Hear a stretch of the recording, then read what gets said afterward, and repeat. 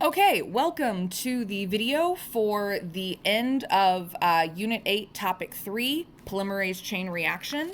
We went over the science of PCR and how it works and all of its ingredients. So we have these last 2 pages to do. So as a reminder, what are the DNTPs? The DNTPs are those free nucleotides that get added to elongate the DNA and to actually make the copy off of the template strand. So DNTP stands for deoxyribose nucleotriphosphate.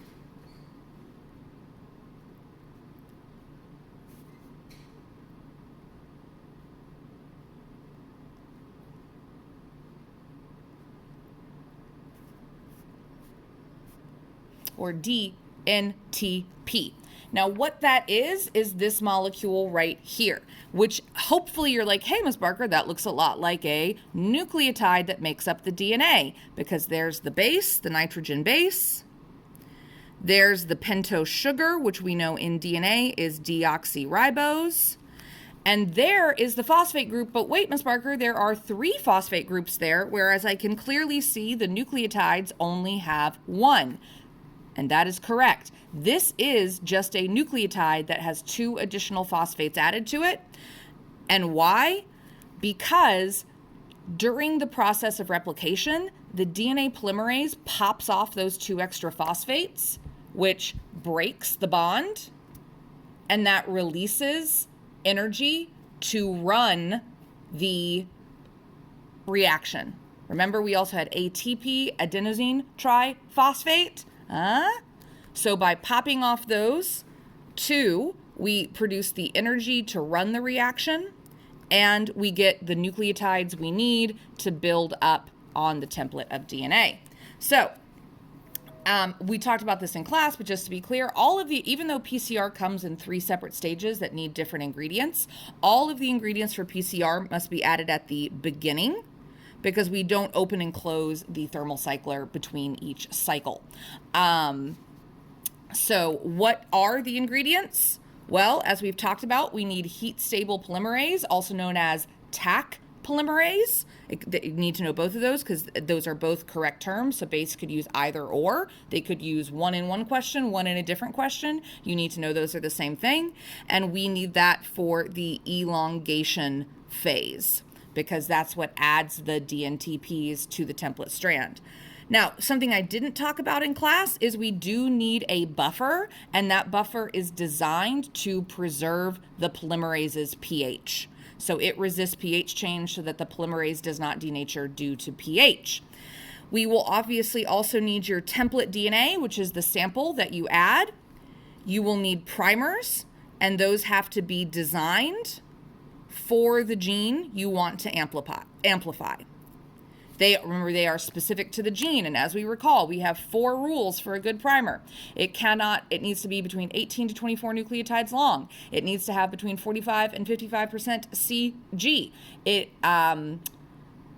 should not have repetitive sequences, and come on, Barker.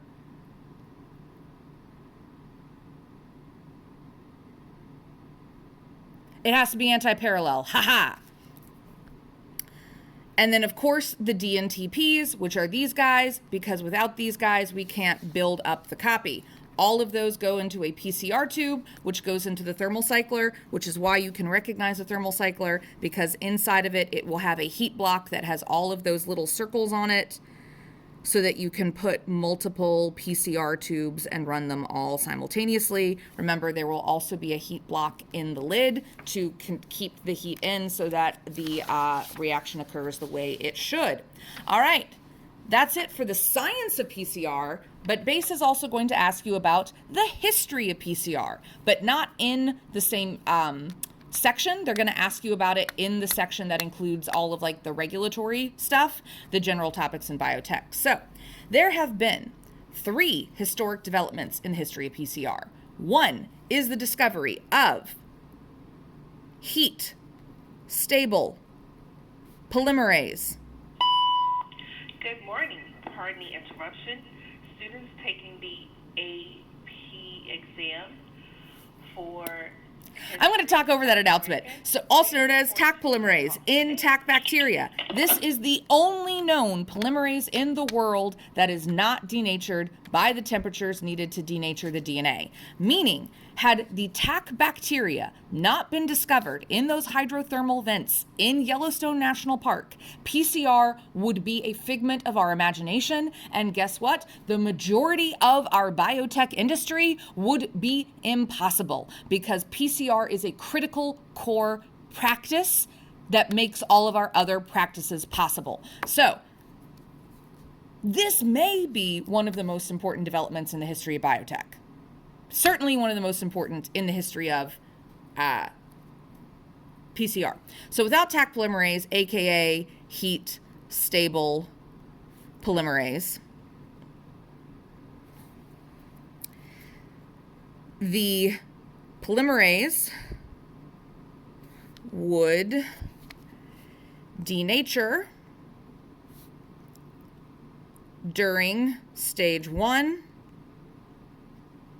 which, remember, occurs at 90 degrees Celsius and is known as denaturation, and would not be functional for stage 3, which is elongation. So you would get denaturation, but you would get no elongation. Wow, I'm misspelling that word. There we go, elongation. All right, so that is one of the most critical developments in the history of PCR, one of the 3. The second one was those fluorescent probes, or you might call them fluorescent tags, or perhaps fluorescently tagged molecules. We add these fluorescent probes. Why do I keep spelling it with a PH? Because I'm terrible at spelling.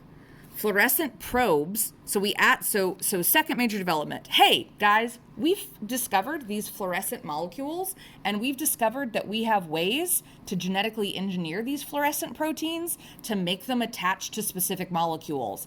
Oh my gosh. So we can genetically engineer glowing proteins that only attach to one molecule, like amplified DNA. What? Well, that allows us so it only attaches to the amplified DNA.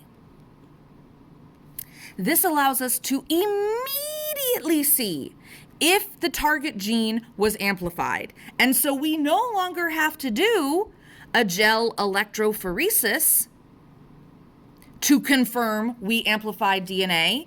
We can merely just look at our thermal cycler, which essentially is now also a built-in spec, and it will tell us not only if the gene was amplified, but how much of the gene was amplified. The more glow, the more DNA. So it gets quantified with a spec, which is essentially built in to the thermal cycler.